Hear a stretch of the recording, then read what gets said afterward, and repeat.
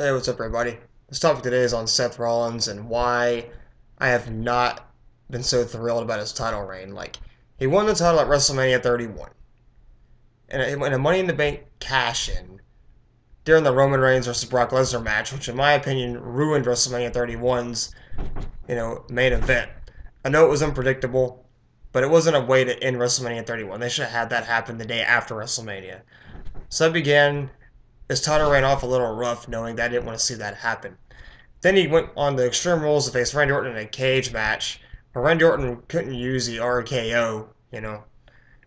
And honestly, what a dumb match to have. Like another failure of a match right there. Then leading on to Payback, where the Fatal 4-Way match where he won again, and in the end Triple H raised his arm. Then Seth Rollins having to get rid of the curb stomp and have the pedigree, which is Triple H's move, which everybody knows that. But so he had to get rid of his finisher to use the pedigree now, have some bad title matches, then go on the Money in the Bank where he faced Dean Ambrose and they both grabbed the belt.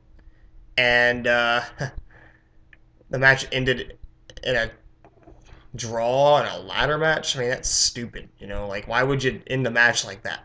Also, like, so what I'm trying to say is none of his matches have really been good. I mean, even at Battleground when he faced Brock Lesnar, the match is too short. The Undertaker interfered, and again, Seth Rollins gets away with it.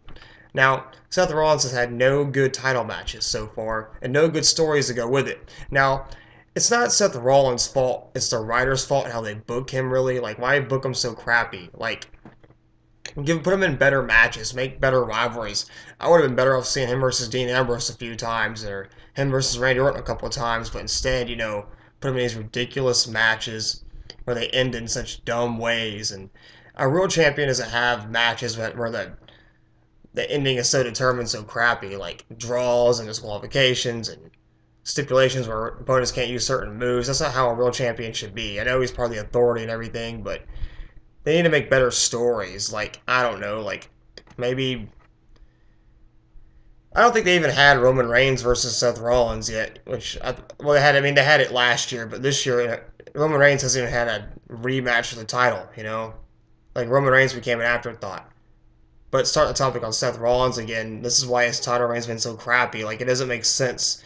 He's not facing anyone he should face. Like, we have to we should we have we it's kind of a shame we hadn't seen Roman Reigns versus Seth Rollins yet. It's kind of just dumb. Like, what's the point of him being a champion if he can't be a good champion? The writers didn't get this shit together. Like, he's Seth Rollins.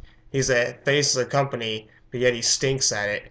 And it is the writer's fault. But what kind of champion doesn't even win fair matches or doesn't even have real rivalries? They need to do something better with Seth Rollins. I'm just saying that's why his title reign's been so crappy. Like, one of the worst title reigns ever, in my opinion. And I'm not counting any short ones like the Big Show at TLC or anything, but this has been a very crappy title reign. I'm not thrilled about it. They need to do better with Seth Rollins. That's all I'm going to say. I'm not happy with his title reign. I think he stinks. And that's about it. Alright, give me your thoughts. Have a nice day. Subscribe if you want to. And bye.